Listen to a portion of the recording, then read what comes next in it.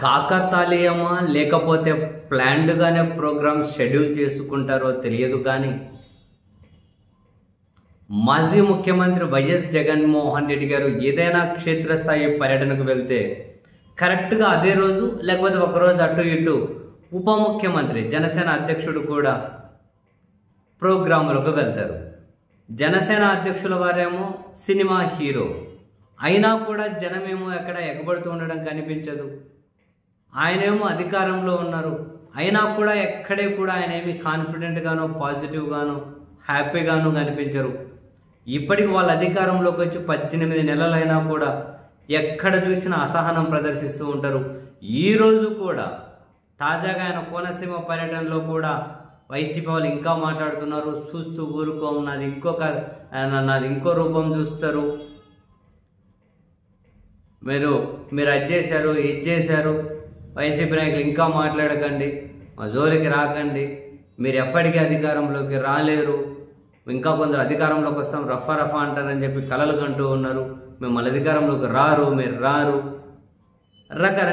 ఎక్కడ లేని ఫ్రస్ట్రేషన్ కనిపిస్తూ ఉంది. రైతుల మీద కూడా మీరు పోయి ఏమైనా కావాలంటే జగన్ అడగండి, సాయం కావాలంటే నేను సినిమాలు చేసుకొని వచ్చి మీకు ఇవ్వాలా అంటే ఎక్కడ లేని ఫ్రస్ట్రేషన్ కనిపిస్తూ ఉంది. మరొక వైపు జగన్మోహన్ రెడ్డి గారు క్షేత్రస్థాయికి వెళ్తూ ఉంటే ఆయన వాళ్ళ ప్రభుత్వం చేసిన 5 ఏళ్ళు వాళ్ళు ఏం చేశారో మాత్రమే ఆయన మాట్లాడుతూ ఉన్నారు. ఈ ప్రభుత్వం ఏమి చేయడం లేదో మాత్రమే మాట్లాడుతూ ఉన్నారు. ప్రజా వ్యతిరేక నిర్ణయాలను నేరుగా ప్రజల దగ్గరికే పోయి ఆయన చర్చిస్తూ ఉన్నారు. ప్రజల దగ్గరికే వెళ్ళి పరిశీలిస్తున్నారు, ప్రజలతోనే మాట్లాడుతూ ఉన్నారు. మిర్చి రైతులకు ఇబ్బంది వస్తే రైతుల దగ్గరికి వెళ్ళారు, పొగాకు రైతులకు ఇబ్బంది వస్తే రైతుల దగ్గరికి వెళ్ళారు, మామిడి రైతులకు ఇబ్బంది వస్తే రైతుల దగ్గరికి వెళ్ళారు, ఉల్లి రైతులకు ఇబ్బంది వస్తే రైతుల దగ్గరికి వెళ్ళారు, అరటి రైతులకు ఇబ్బంది వస్తే రైతుల దగ్గరికి వెళ్ళారు, వెళ్ళి మాట్లాడుతూ ఉన్నారు. మీకు అండగా ఉంటాం, ఈ ప్రభుత్వం దారుణంగా చేస్తుంది, మేము ఉన్నప్పుడు బాగుండే అది ఇదని చాలా ఓపెన్గా క్లియర్గానే. సో జగన్మోహన్ రెడ్డి గారి క్షేత్రస్థాయికి వెళ్తే జనాలు దిక్కులు పికటిల్లేలా వస్తూ ఉన్నారు. ఆయన్ను పట్టుకుంటున్నారు, ముద్దులు పెడుతూ ఉన్నారు, విపరీతమైన జనం ఎగబడుతూ ఉన్నారు. ఏ కార్యక్రమం పెట్టుకున్నా కూడా అధికారానికి దూరమై ఉన్నారు. కేవలం 11 సీట్లకు పరిమితమై ఉన్నారు.